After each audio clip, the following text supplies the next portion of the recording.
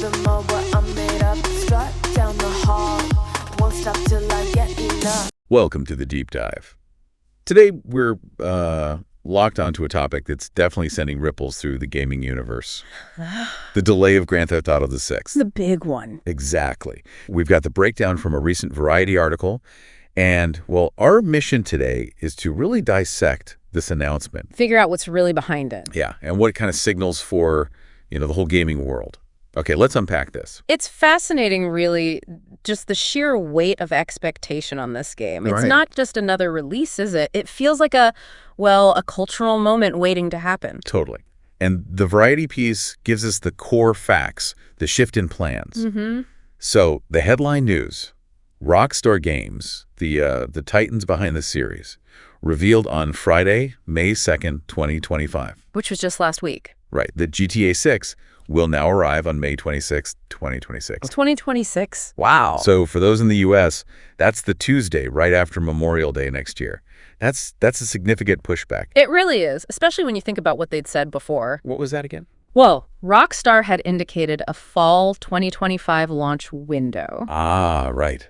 Fall 2025. They hadn't given a specific date, but that was the time frame everyone was kind of banking on. So this changes the picture quite a bit then. Absolutely. And what stood out to me was Rockstar didn't just drop the news.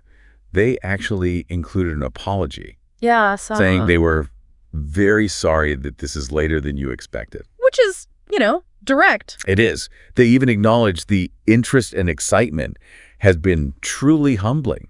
It feels like they know everyone's watching. Oh, they definitely know. But do you think that apology really lands with fans who've been waiting for so long? That's the million-dollar question, isn't it?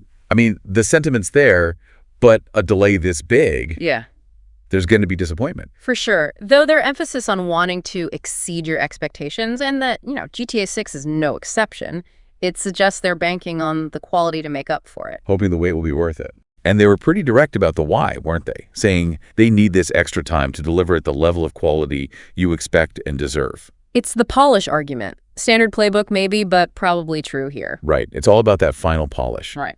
And here's where it gets, really interesting. Yeah. We're talking about the first major installment in this whole, Cars and Mayhem series in over a decade. Over 10 years since GTA V. It's kind of wild when you say it like that. It is. And the pressure that builds up over that time must be just immense. Unbelievable. And the Variety article, it also highlights some of the things fueling that excitement, right? Yeah, like the new features. Lucia, the franchise's first female protagonist. That's a big step. Huge.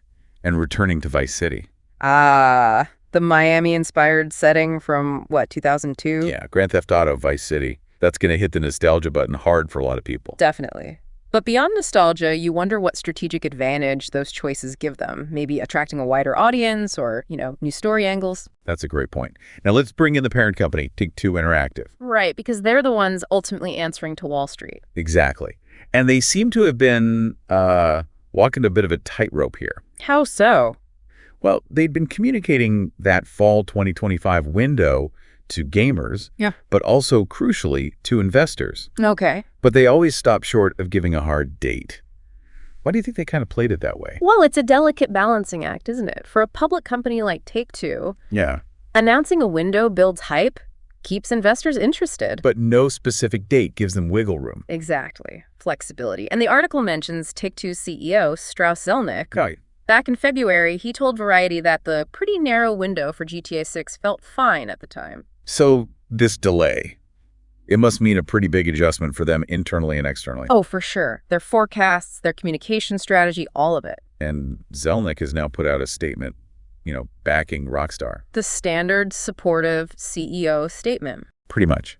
Saying he fully supports them taking the extra time for their creative vision, which he thinks, quote, promises to be a groundbreaking blockbuster entertainment experience. High praise. He also mentioned the vast and deep global anticipation, right? Yep. Acknowledge that, but reaffirm their commitment to excellence. Mm-hmm. It's the kind of thing you have to say, I guess, but does it give us any real clues about, the actual challenges they might be facing behind the scenes? Probably not specific challenges. But it does reinforce their long-term play, doesn't it? Prioritizing quality for the big hitters, even if it means a delay. True. And him saying they still expect a multi-year period of growth despite the delay, that's key for investors. Reassurance. Absolutely. Because that fall 2025 window, that would have been baked into all the financial models. Right. So this delay forces everyone to recalculate. Could cause some short-term stock wobbles, maybe? Very likely. Yeah. And definitely more scrutiny on their next earnings reports. Speaking of finances, the article really puts the scale of this into perspective. It reminds us that GTA V, The one from 2013. yeah, that one, it sold over 200 million copies Just let that sink in. 200 million. and generated over $8 billion in revenue. Wow. Those numbers are just staggering. The pressure for GTA 6 to even get close to that, it must be unbelievable. It's more than just pressure, isn't it? I mean, that kind of success represents a huge chunk of Take-Two's value, their future projections. Yeah, so a delay like this, Mm-hmm. it's not just disappointing fans, it's potentially hitting their bottom line, at least temporarily. Exactly. It signals a potential dip, and it puts even more pressure on GTA 6 to be, well, amazing, to justify the wait, the cost, everything. The financial stakes are just incredibly high. They really are. And like the article says, Zelnick's going to face investors and analysts soon, May 15th, for their earnings call. You can bet everyone will be listening closely to that one to understand the financial fallout and the outlook. Definitely a key moment. Okay, let's zoom out a bit. Look at the wider industry context. Right. The article draws an interesting parallel with Ubisoft. Remember Assassin's Creed Shadows? Vaguely. Yeah. That had delays too. It did, yeah. Shifted multiple times, apparently due to quality concerns. Okay. But when it finally launched back in March, it got pretty positive reviews and sales were good. Oh, so maybe a positive precedent for delaying to get it right. That seems to be the implication. Does this suggest maybe a trend? Are companies learning that rushing is worse in the long run? It feels like it sometimes.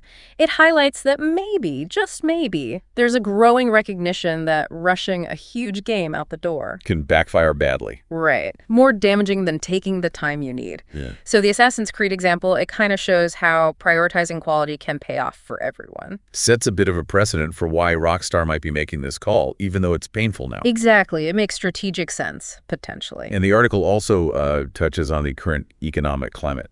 Oh, yeah. The uncertainty. Yeah, and the potential impact of, like, President Trump's tariffs on the gaming industry. Okay, how does that connect? Well, it mentions that Nintendo, Xbox, PlayStation, they've already been making pricing adjustments. Right, we've seen that. So how might these bigger economic forces affect GTA 6's delay and its eventual release? That's a really important question. It raises concerns about, the economy GTA 6 will launch into in 2026. Will people still have the money for big-ticket games? Exactly. Will consumer spending hold up?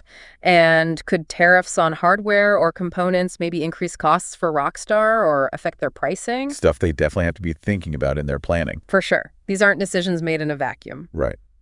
Okay, finally, just a small bit of related news from the article. Something else from Take-Two. Yeah, their other big franchise, Borderlands 4, from Gearbox and 2K.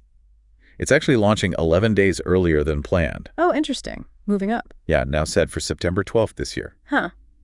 That is an interesting shift. What do you make of that? Maybe reshuffling the deck? Could be. Maybe a strategic realignment. Avoid competition later, or perhaps help fill some of that revenue gap left by GTA 6 being pushed out of late 2025. Makes sense, managing the whole portfolio for maximum impact. Seems plausible. Okay, so let's try and bring this all together. Key takeaways. GTA 6 is delayed, big time, now May 2026. Right. Rockstar apologized, emphasized needing more time for that sky-high quality level. And we know it'll feature the first female lead, Lucia, and her return to Vice City. Big selling points. Definitely. And this delay, it's got huge financial implications for Take-Two, and it's happening amidst all these wider industry challenges, economic stuff. Precisely. And that decade-plus wait, it just amplified everything. The hype, the pressure. They absolutely have to deliver something polished and innovative. The reputation kind of depends on it. Totally. All right, so on that note, here's a final thought for you, the listener, to chew on. Given this huge anticipation, GTA's track record, everything we've discussed, what kind of impact might this extra year, this extended development time, actually have on the final game's innovation, its cultural footprint? Good question. Will it be more groundbreaking because of the delay? And maybe How might the economic landscape, whatever it looks like in May 2026, shape how the game is received when it finally lands? Lots to think about there. Definitely something to consider. Thanks for taking this deep dive with us. Sound the alarm. I'm coming up. We'll have a ball. I'm sweet like a buttercup. You're Bobby doll.